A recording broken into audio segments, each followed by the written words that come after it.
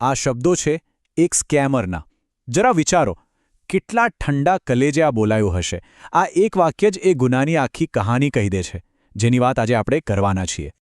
તો આજે આપણે ઊંડા ઉતરવાના છીએ એક ડિજિટલ ખંડણીખોરી કરતી ગેંગની દુનિયામાં. એક પત્રકારના અંડરકવર ઓપરેશનથી આ આખી વાત બહાર આવી છે. તો આ આખી વાતની શરૂઆત કેવી રીતે થઈ? વેલ, બધું ત્યારે શરૂ થયું જ્યારે એક પત્રકારે આ ડિજિટલ ગેંગનો પર્દાફાશ કરવા માટે પોતે જ એમનો શિકાર બનવાનું નક્કી કર્યું. જરા આ સ્પીડ પર ધ્યાન આપજો.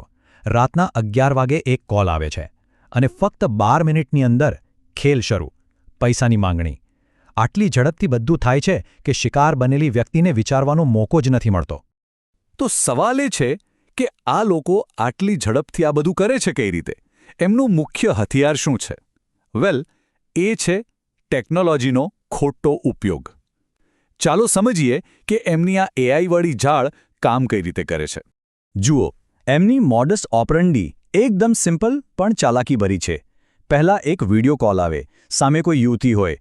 એ દરમિયાન એ લોકો ચૂપચાપ તમારો ચહેરો રેકોર્ડ કરી લે. પછી આર્ટિફિશિયલ ઇન્ટેલિજન્સ એટલે કે એઆઈની મદદથી એ ચહેરાને કોઈ બીજા અશ્લીલ વિડિયો પર ચોંટાડી દે. અને બસ, એમનું હથિયાર તૈયાર. આ નકલી વિડિયોથી જ બ્લેકમેલિંગનો ખેલ શરૂ થાય છે. અને માંગણી પણ કોઈ નાની સૂની રકમની નહીં. પત્રકાર પાસે શરૂઆતમાં જ સીધા 2 લાખ રૂપિયા માંગવામાં આવ્યા. આના પરથી જ ખ્યાલ આવે કે આ ગેંગ કેટલી મોટી રમત રમી રહી છે. પણ આ ખેલ ખાલી પૈસાનો નથી. આ એક સાયકોલોજીકલ ગેમ પણ છે. એકવાર પૈસાની માંગણી થાય પછી શરૂ થાય છે સતત હેરાનગતિનો દોર, જે કોઈને પણ માનસિક રીતે તોડી શકે છે. અને એ લોકો દબાણ કેવી રીતે વધારે છે? સીધો પરિવારને ટાર્ગેટ કરીને. આ એમની સૌથી મોટી ચાલ હોય છે. 10 જ મિનિટ છે, નહીંતર આ વિડિયો તારા પરિવાર સુધી પહોંચી જશે.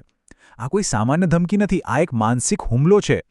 અને પીડિતને વધુ ડરાવવા માટે એમની પાસે એક બીજી ચાલ પણ હોય છે. એ લોકો એવો દાવો કરે છે કે એમણે તમારો ફોન હેક કરી લીધો છે અને બધા કોન્ટેક્સ્ટ એમની પાસે છે. મોટાભાગના કેસમાં આ વાત ખોટી હોય છે, પણ એ ડર એટલો મોટો હોય છે કે માણસ સાચું ખોટું પારખી જ નથી શકતો. અને હવે જે વાતચીત થઈ એ કદાચ સૌથી વધુ ચોંકાવનારી છે. જ્યારે પત્રકારે કહ્યું કે હું આત્મહત્યા કરી લઈશ, તો સામેથી જવાબ મળ્યો, તમે મરો કે જીવો એનાથી કોઈ ફરક નથી પડતો, પહેલાં મારા પૈસા આપો. આના પરથી ખબર પડે છે કે આ લોકોમાં માનવતા જેવી કોઈ વસ્તુ જ નથી.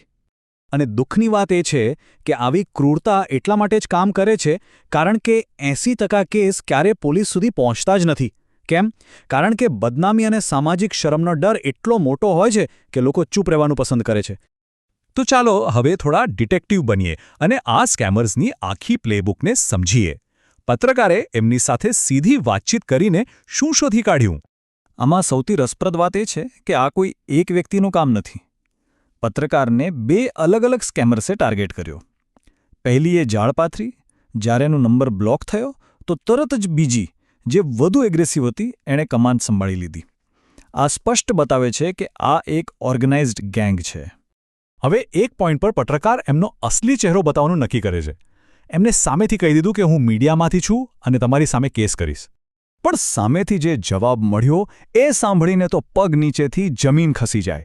સ્કેમર ડરવાને બદલે ઉલટાની ધમકી આપે છે.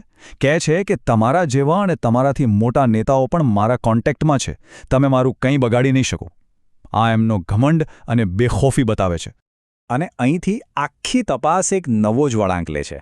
વાત ખાલી એક પત્રકારની નથી, પણ એક આખા આંતરરાષ્ટ્રીય નેટવર્કની છે જે આ બધાની પાછળ કામ કરી રહ્યું છે. તપાસમાં ખબર પડી કે આ બધા કોલ્સના તાર છેક નેપાળ સુધી જોડાયેલા છે. આખી ગેંગ ત્યાંથી ઓપરેટ થાય છે. નેપાળમાં બેઠેલી યુવતીઓ ભારતમાં લોકોને ટાર્ગેટ કરે છે, જેનાથી એમને પકડવા પણ મુશ્કેલ બની જાય છે. હવે આ સમસ્યા કેટલી મોટી છે એનો અંદાજો આ આંકડા પરથી લગાવી શકાય છે. ભારતમાં દર વર્ષે લગભગ 5000 કેસ નોંધાય છે. અને યાદ રાખજો, આ તો ખાલી એવા કેસ છે જે પોલીસ ચોપડે ચડ્યા છે. અસલી આંકડો આનાથી અનેક ગણો મોટો હોઈ શકે છે. તો સવાલ એ છે કે જો કોઈ આવી પરિસ્થિતિમાં ફસાઈ જાય તો શું કરવું જોઈએ? પોલીસની સલાહ એકદમ સ્પષ્ટ છે. સૌથી પહેલાં, ગભરાશો નહીં. બીજું અને સૌથી મહત્વનું, એક પણ રૂપિયો આપશો નહીં. પૈસા આપવાથી બ્લેકમેલિંગ બંધ નહીં થાય, પણ વધી જશે. એમણે મોકલેલા કોઈ મેસેજ કે વિડિયો ડિલીટ ન કરો. તરત જ નંબર બ્લોક કરો અને ડર્યા વગર પોલીસને જાણ કરો. તો હવે જ્યારે આ આખી પ્લેબુક આપણી સામે છે, ત્યારે સૌથી મોટો બચાવ છે જાગૃતિ.